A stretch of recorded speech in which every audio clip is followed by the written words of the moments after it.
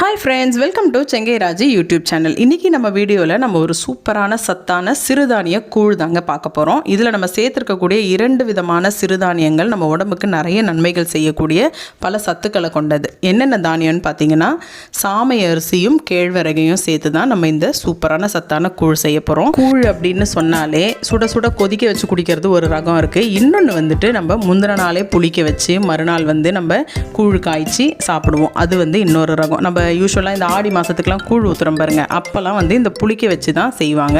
அந்த புளிக்க வைக்கும்பொழுது நிறைய நுண்ணுயிர்கள் ஃபார்ம் ஆகிறதுனால நம்ம வயிற்றுக்கு ரொம்பவே நன்மை செய்யும். இப்போ இந்த சூப்பரான கூழ் வந்து எப்படி செய்யறதுன்னு நம்ம பார்க்கலாம் வாங்க. கேழ்வரகை நல்லா அலசி நம்ம வந்துட்டு வெயிலில் ஒரு 3 நாளைக்கு காய வச்சு அதை வந்து பவுட்ரு பண்ணி எடுத்து வச்சுருக்கோம். அந்த மாவுலேருந்து முதல்ல 1 டம்ளர் அளவுக்கு நான் வந்து மாவு எடுத்துக்கிறேன். இதை வந்துட்டு நல்ல ஒரு ஏர்டைட் கண்டெய்னரில் நம்ம வச்சுக்கிட்டோம்னா நல்லா மெயின்டைன் ஆகும், சீக்கிரம் பூச்சி வைக்காது. குறப்பாக இல்லாமல் இந்த மாதிரி நல்ல பவுடர் ஃபார்மில் அரைச்சிட்டு வந்துட்டோம்னா ரொம்ப ஈஸியாக இருக்கும். நம்மளுக்கு சாப்பிடும்பொழுதும் நிறைய அந்த குருணைகள் தட்டுப்படாமல் நல்லாயிருக்கும் குடிக்கிறதுக்கு. இப்போது இந்த டம்ளர் அளவு தான் நான் எடுத்திருக்கேங்க. இதில் வந்து 1 டம்ளர் அளவுக்கு மட்டும் எடுத்திருக்கேன். கொஞ்சமாக நான் மட்டும்தான் குடிப்பேன்றதுனால கொஞ்சமாக நான் செய்து காமிச்சிருக்கேன். இப்போ இதை வந்துட்டு தண்ணி விட்டு நம்ம இந்த மாதிரி கரைச்சி வச்சுட்டு ஓவர் நைட் வந்து நான் வச்சிட போகிறேன். அப்போ தான் வந்து மறுநாள் நல்லா புளிச்சிருக்கும் நம்ம சமைக்கிறதுக்கு. இப்போ நைட்டில் நம்ம விட்டுட்டோன்னு சொன்னால் எந்த டிஸ்டர்பன்ஸும் இருக்காது, நமக்கும் வேலைகள் எதுவும் இருக்காது. அப்படியே வச்சுட்டு நம்ம பாட்டு போய் தூங்கி எந்திரிச்சு மார்னிங் பார்த்தோன்னா நல்லா புளிச்சு வந்திருக்கும். நமக்கு தேவை ஒரு 6 மணி நேரம் அந்த மாவு வந்து புளிக்கணும். இது வந்து நீங்கள் மார்னிங்கில் ஊற வச்சு கூட சாயங்காலத்தில் செய்யலாம், இல்லாட்டி மதியம் போல் ஊற வச்சுட்டு நைட் டைமில் செய்து வச்சிடலாம்.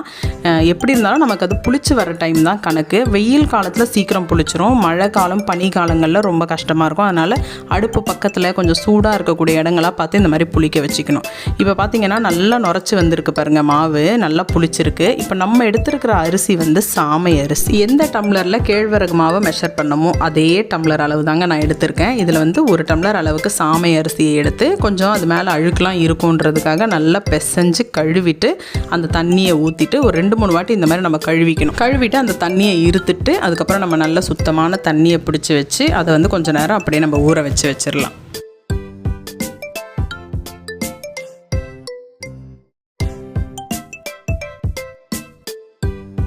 இப்போ நம்ம ஒலை ஏற்றிக்கணும். ஒலை ஏற்றுறதுக்கு ஒரு பாத்திரத்தில் வந்துட்டு நம்ம வந்து இந்த 1 டம்ளர் அரிசியும் 1 டம்ளர் அளவுக்கு கேழ்வரகு மாவும் வேகிற அளவுக்கு ஒரு பாத்திரத்தை செலக்ட் பண்ணி எடுத்துக்கிட்டு அதில் 3/4 பதத்துக்கு தண்ணி வச்சு நல்லா கொதிக்க வச்சுக்கணும்.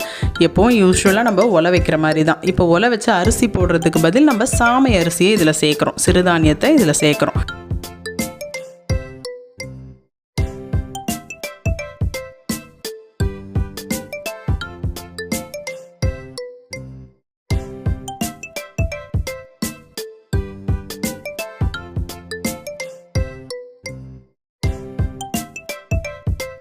சாமை அரிசி சேர்த்து கொஞ்சம் நேரத்தில் நல்லா கொதி வந்திருக்கு பாருங்கள். நல்லா வெந்து வரணும், இந்த அரிசி வந்து நல்லா வெந்து வரணும்.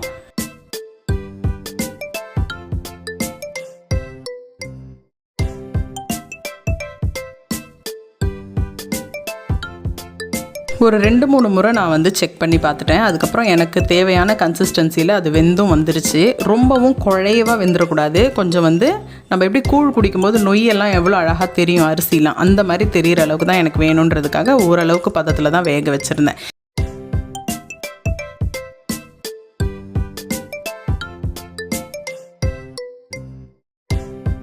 நமக்கு தேவையான பதத்தில் சாமை அரிசி வெந்து வந்திருக்கு. இந்த ஸ்டேஜில் வந்து நம்ம கரைச்சி வச்சுருக்கிற இந்த கேழ்வரகு மாவை சேர்க்க போகிறோம். சேர்க்கறதுக்கு முன்னாடி அடுப்பை வந்து சிம்மில் வச்சுக்கணும். சிம்மில் வச்சுட்டு நம்ம இந்த மாவை வந்து சேர்த்துக்கலாம். ஏன்னா சீக்கிரமாக அடி பிடிச்சிரும் இல்லாட்டி, அதுக்காக இந்த மாதிரி சேர்த்துக்கலாம். சேர்த்துட்டு கைவிடாமல் கிண்டிக்கிட்டே வரணும்.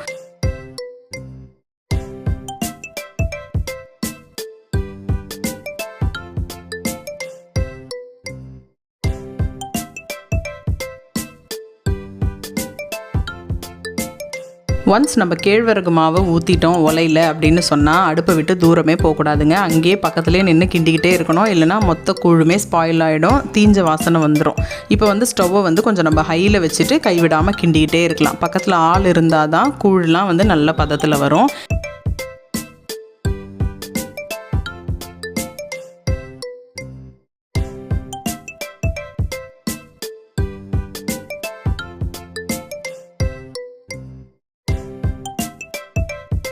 கொஞ்சம் நேரம் நம்ம கிண்டி விடும்போது தண்ணியாக இருக்கிற மாதிரி தாங்க தெரியும். அதுக்கப்புறம் அது நல்லா வெந்து வர வர உங்களுக்கு வந்து இந்த கெட்டி பதம்ன்றது வந்துடும்.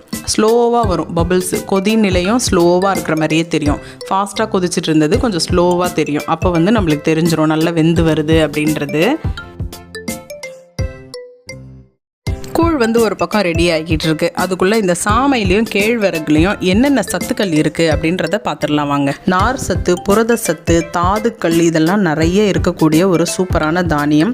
இதை வந்து நம்ம அதிக அளவில் நம்ம உடம்புல சேர்த்துக்கிறதன் மூலமாக நம்மளோட ரத்த சர்க்கரையோட அளவு வந்து கட்டுப்பாட்டுக்குள்ளே வரும், செரிமானத்தை தூண்டும், உடல் எடையை குறைக்க உதவுது. இந்த மாதிரி நிறைய விஷயங்களுக்கு இது வந்து ஹெல்ப் பண்ணுது. கொலஸ்ட்ரால் எல்லாம் வந்து கண்ட்ரோல் பண்ணி நம்மளோட ஹார்ட்டை வந்து நல்லா வச்சுக்கிறதுக்கு இந்த சாமை அரிசின்றது ரொம்பவே உதவுதுங்க. கேழ்வரகு புரதச்சத்து, கால்சியச்சத்து, அதுக்கப்புறம் இரும்பு சத்து, நார் சத்து இதெல்லாம் சேர்ந்து நம்ம எலும்புக்கு நல்லாவே ஒரு பலமூட்டக்கூடிய ஒரு சிறுதானியம். செரிமான கோளாறுகள், ரத்த சோகை இதெல்லாம் நீங்கி ரத்த விருத்திக்கு ரொம்பவே ஹெல்ப் பண்ணுது. ஞாபக சக்தி வந்து நம்மளுக்கு அதிகமாகும் அப்படின்ற மாதிரி சொல்லப்படுது. கேழ்வரகு உட்கொள்ளும் பொழுது மெதுவாக ஜீரணமாகி நீண்ட நேரம் பசி எடுக்காமல் இருக்கக்கூடிய ஒரு சூப்பரான தானியம். குழந்தைங்கள்லேருந்து பெரியவங்க வரைக்கும் இதை நல்லாவே சாப்பிடலாம். இத்தனை சத்துக்கள் மிகுந்தது தான் இந்த கேழ்வரகும் சாமையும். இவ்வளோ சத்துக்கள் நிறைந்த இந்த சாமை கேழ்வரகு கூழ் இப்போ வந்து ரெடி ஆகிடுச்சுங்க. இப்போ வந்து ஸ்டவ்வை ஆஃப் பண்ணிவிட்டு மூடி போட்டு மூடி வச்சுருக்கோம். நம்ம வந்து ஒரு 5 மணி நேரம் பொறுத்து இதை வந்து ஓப்பன் பண்ணி பார்க்குறோம். இப்போ பார்த்திங்கன்னா நல்லா தளன்னு எவ்வளோ கெட்டித்தன்மை வந்திருக்கு பார்த்தீங்களா. மிகுதியான சத்துக்கள் நிறைந்த சுலபமாக செய்யக்கூடிய சிறுதானிய கூழ் நம்மளுக்கு இப்போ ரெடியாக இருக்குது. இது வந்துட்டு நம்ம கறி குழம்பு, மீன் குழம்பு, கருவாட்டு குழம்பு கூடலாம் ரொம்பவே சூப்பராக போகும். பொதுவாகவே ஆடி மாதங்களில் நம்ம வந்துட்டு இந்த தயிர் பச்சடி வச்சு அது கூட இந்த கீரை கருவாடெல்லாம் வச்சு சாப்பிடுவாங்கல்ல, அந்த மாதிரியும் நம்ம செய்து சாப்பிட்டு பார்க்கலாம். மார்னிங் பிரேக்ஃபாஸ்ட்டுக்கு எடுக்கிறதுன்றது ரொம்ப நல்லது. ஏன்னா பசியை வந்து நல்லா கண்ட்ரோலில் வச்சுக்கிட்டு நம்மளுக்கு லேட்டாக பசியை எடுக்கும்.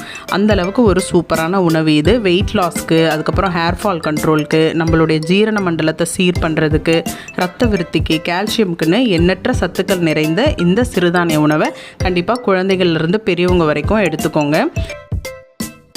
சாமை அரிசி வச்சு நம்ம செய்திருக்க மாதிரி திணை, மாப்பிள்ளை சம்பா, குதிரைவாளி போன்ற மற்ற சிறுதானியங்கள் வச்சும் இதை வந்து செய்து சாப்பிட்டு பார்க்கலாம்.